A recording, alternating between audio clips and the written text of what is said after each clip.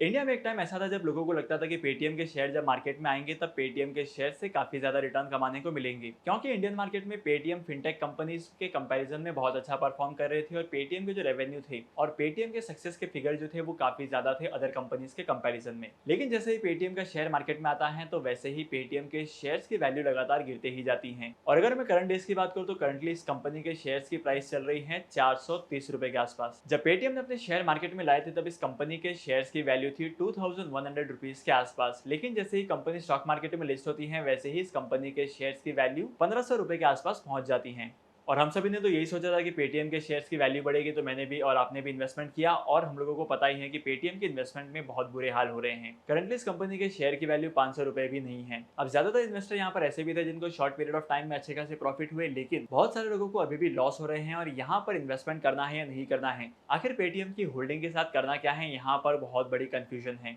तो आज के इस वीडियो में आपको इस कंफ्यूजन से बाहर निकालने वाला हूं और आज की वीडियो में मैं आपको बताने वाला हूं कि आखिर पेटीएम के शेयर्स गिर क्यों रहे हैं और पेटीएम के शेयर होल्डिंग को लेकर आपको क्या करना चाहिए, बाय करना चाहिए, सेल करना चाहिए या होल्ड करना चाहिए, बताने वाला हूं आज के इस वीडियो में। तो एज यूजुअल आज का वीडियो काफी ज्यादा इंपॉर्टेंट है, तो आज के इस वीडियो में आगे बढ़ने से पहले अगर आप इस चैनल पर नए हो तो इस चैनल को सब्सक्राइब करो। पेटीएम के शेयर्स की वैल्यू गिरने के पीछे का नंबर वन रीजन ये था कि पेटीएम के शेयर जब मार्केट में आए थे तब पेटीएम के शेयर्स की जो वैल्यूएशन है वो बहुत ही ज्यादा रखी गई थी। अभी कोई भी कंपनी के शेयर मार्केट में आते हैं और उसकी वैल्यूएशन ज्यादा रखी जाती है, तब मार्केट में आने के बाद इस कंपनी के एक्चुअल वैल्यूएशन पर पहुंच जाते हैं इन कंपनीज के शेयर्स की प्राइस। और जैसे जैसे पेटीएम के शेयर्स की वैल्यू गिरते गई वैसे वैसे लोगों ने सेल करना शुरू कर दिया। स्टॉक मार्केट का एक सिंपल रूल है कि कोई भी स्टॉक मार्केट में ऐसी कंपनी के शेयर में इन्वेस्टमेंट नहीं करेगा जहां पर लॉस हो रहे हो, क्योंकि पेटीएम के शेयर्स की प्राइस तो गिरी रही थी और इसी के साथ साथ अगर मैं फंडामेंटल्स की बात करूं तो फंडामेंटल्स भी पेटीएम के गिरते जा रहे थे। पेटीएम का ऑपरेटिंग प्रॉफिट, पेटीएम का नेट प्रॉफिट और इसी के साथ साथ कैश फ्लो जो है इस पर भी नेगेटिव इंपैक्ट पड़ रहा था। और इसके बाद जब मार्केट में पेटीएम को लिस्ट होकर एक साल हो गया तो एक साल होने के बाद बहुत सारे अर्ली इन्वेस्टर जिन्होंने इन्वेस्टमेंट किया था पेटीएम के शेयर्स के मार्केट में आने से पहले से, उन सभी का लॉक इन पीरियड खत्म हो चुका था और उन सभी ने भी पेटीएम के शेयर्स की सेलिंग करना शुरू कर दिया।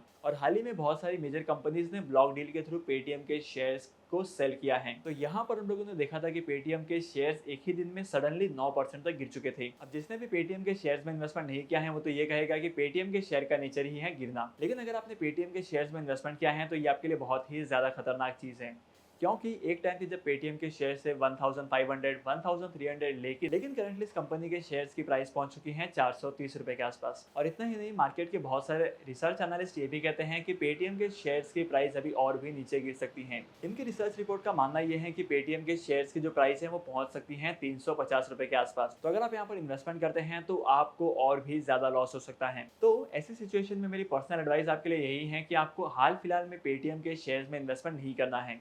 और अगर आप पेटीएम के शेयर्स में इन्वेस्टमेंट करना चाहते हैं तो मैं आपको इतना ही कहूंगा कि जब पेटीएम के शेयर्स में रिकवरी दिखाई दे, मतलब पेटीएम के शेयर्स की प्राइस जो है वो लगातार ऊपर जाने लगे, तब आप यहाँ पर इन्वेस्टमेंट करना, क्योंकि पेटीएम के शेयर की प्राइस अगर नीचे जाती है तो यहाँ पर आपको बहुत ज्यादा लॉसेस हो सकते हैं। आपको एक परफेक्ट टाइम का इंतजार करना है जहां से पेटीएम के शेयर्स की वैल्यू ऊपर जाना शुरू होगी, वहां पर इन्वेस्टमेंट करने पर आपको फायदा ही फायदा होगा। स्टॉक मार्केट में इन्वेस्टमेंट करने के लिए डीमैट अकाउंट का इंपॉर्टेंट रोल होता है, और अगर आपके पास एक डीमैट अकाउंट नहीं है तो डीमैट अकाउंट ओपन करने का लिंक मैंने डिस्क्रिप्शन में दे दिया है, वहां पर जाकर आप डीमैट अकाउंट ओपन कर सकते हैं और स्टॉक मार्केट में इन्वेस्टमेंट करना स्टार्ट कर सकते हैं। अब आते हैं फाइनल कंक्लूजन पर।